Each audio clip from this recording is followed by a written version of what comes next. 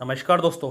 आज की वीडियो में हम बात करने वाले हैं हमें धान की फसल में पहला यूरिया कब डालना है, धान में पहला यूरिया डालने का सही समय क्या है और इसके साथ ही हमें अपनी धान की फसल में यूरिया के साथ ऐसे कौन से फर्टिलाइजर मिलाकर डालने हैं जिससे जड़ों का अच्छे से विकास हो सके, कल्ले हमारे अच्छे बन सके और हमारी धान की फसल में ग्रीनरी बनी रहे। क्योंकि शुरुआत में हमें बहुत ज़्यादा जड़ों का विकास कराना होता है। जितना हम जड़ों का अच्छे से विकास करा देंगे उतनी ही ज़्यादा पैदावार की नींव हम रख सकते हैं। अब कई सारे किसान बहुत ज़्यादा कन्फ्यूजन में रहते हैं, उन्हें यही नहीं पता होता है कि हमें अपनी धान की फसल में पहला यूरिया कब डालना है, डालने के सही टाइमिंग के बारे में उन्हें बिल्कुल नहीं पता होता है। तो दोस्तों आज की इस वीडियो में हम आपका सारा कन्फ्यूजन दूर किए दे रहे हैं। इससे पहले अगर आपने हमारे यूट्यूब चैनल को सब्सक्राइब नहीं किया तो सब्सक्राइब करके ऑल नोटिफिकेशन को ऑन कर दें, जिससे आने वाले वीडियो का नोटिफिकेशन आपको मिलता रहे। तो दोस्तों सबसे पहले हम जानते हैं हमें अपनी धान की फसल में पहला यूरिया डालने का सही समय क्या रखना है। देखो किसान भाइयों, कोई भी धान हो आपको यूरिया डालने का समय लगभग बराबर ही रखना होता है। 2-4 दिन का डिफरेंस हो उसे हम डिफरेंस नहीं मानते हैं। हमें अपनी धान की फसल में पहला यूरिया 8 से 9 दिन पर डालना होता है, क्योंकि इस समय जड़ों का विकास हो रहा होता है। किसान भाइयों, इस समय हमें काफ़ी ज़्यादा न्यूट्रिशन और नाइट्रोजन की ज़रूरत पड़ती है,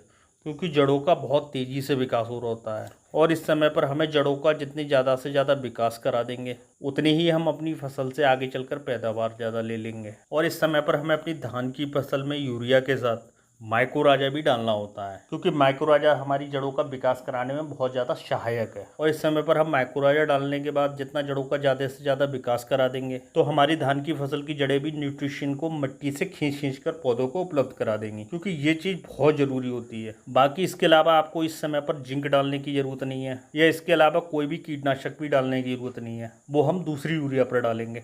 अब इसके साथ हम एक चीज़ और ले सकते हैं यहाँ पर, सल्फर आप दानेदार ले सकते हो। दानेदार सल्फर का यहाँ पर बहुत ज़्यादा रोल रहता है, और दानेदार सल्फर को यहाँ पर थोड़ा घुलने में टाइम भी लगता है और पौधों को उपलब्ध होने में भी थोड़ा टाइम लगता है। तो जब तक हमारी धान की फसल अच्छे से कल्लों को लेना शुरू करेगी दूसरी यूरिया पर, तब तक सल्फर अपना रंग दिखाना भी शुरू कर देगी। तो इस समय हमें अपनी धान की फसल में यूरिया के साथ माइक्रोराजा और सल्फर दानेदार को भी डाल देना है। अब कई सारे किसानों को यहाँ पर कन्फ्यूजन रहता है कि यूरिया 30 किलो डाला जाए, 40 किलो डाला जाए या एक बैग ही डाला जाए। अगर दोस्तों आपकी बासमती किस्म नहीं है तो मेरे ख्याल से आपको यहाँ पर एक बैग डालना है, क्योंकि इस समय पर नाइट्रोजन की बहुत ज़्यादा ज़रूरत होती है। धान में 2 ही समय बहुत ज़्यादा यूरिया की ज़रूरत होती है, एक तो पहली यूरिया पर और दूसरी यूरिया पर। इन दोनों टाइम पर नाइट्रोजन की बहुत ज़्यादा ज़रूरत पड़ती है, तो यहाँ पर हमें कम से कम एक बैग डाल देना है। और इसके साथ ही आपको माइक्रोराजा 1 से 1.5 किलो प्रति एकड़ के हिसाब से डाल देना है। इसके अलावा आपको एक चीज़ और ध्यान रखनी है, आप जो माइक्रोराजा डालने जा रहे हो वो किस कंपनी का है